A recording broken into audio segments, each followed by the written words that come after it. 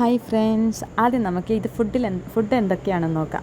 ഒരു chicken fry, ഒരു മുട്ട ഓംലെറ്റ്, പിന്നെ ചമ്മന്തി ഉണ്ട്, പിന്നെ നല്ല ചോറുണ്ട്. പിന്നെ എന്താണെന്ന് നമുക്ക് നോക്കിയാലോ.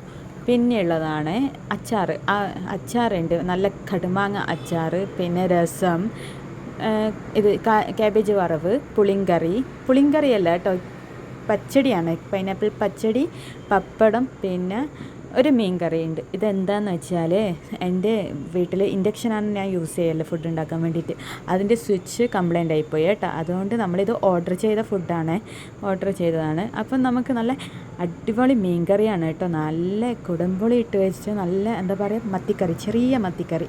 എനിക്ക് ഭയങ്കരമായിട്ട് ഇഷ്ടമായി. ഞാൻ പൊതുവേ കുടംപുളി ഇട്ട കറി കൂട്ടാറില്ല, എനിക്കിഷ്ടമല്ല. പക്ഷേ ഇതെന്താ അറിയില്ല, ഇതെനിക്ക് ഭയങ്കരമായിട്ട് ഇഷ്ടമായി. നല്ല ടേസ്റ്റ് ഉണ്ടായിരുന്നു ഗൈസ്. ഇത് നമ്മൾ വാങ്ങിയത് കേരള ഫുഡ്സ് .in എന്ന് പറഞ്ഞ ഒരു ഹോട്ടലിലാണ്, ഇവിടെ ചെന്നൈയിലില്ലേ. ഞാനും ആദ്യമായിട്ടാണ് അവിടെ നിന്ന് നമ്മൾ വാങ്ങുന്നത്. പക്ഷേ സൂപ്പർ ഫുഡായിരുന്നു, പറയാതിരിക്കാൻ വയ്യ. അടിപൊളി ഫുഡേനു.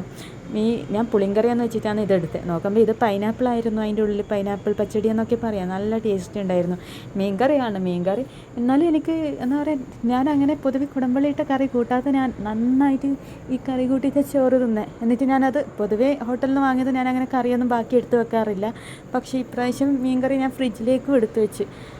അതും 3 ചെറിയ മത്തിയും ഉണ്ടായിരുന്നു. നല്ല അടിപൊളി ടേസ്റ്റി ആയിരുന്നു. ചോറ് കുറച്ച് വെന്ത് പോയിന്, പക്ഷേ എന്നാലും ഓക്കെ, നല്ല അടിപൊളിയായിരുന്നു കേട്ടോ ഗൈസ്. അപ്പം നിങ്ങളും അഥവാ ഓർഡറൊക്കെ ചെയ്യുന്നുണ്ടെങ്കിൽ കേരള ഫുഡ്സ് .in ധൈര്യമായിട്ട് ചെയ്തു കേട്ടോ. അടിപൊളി ഫുഡാണ്.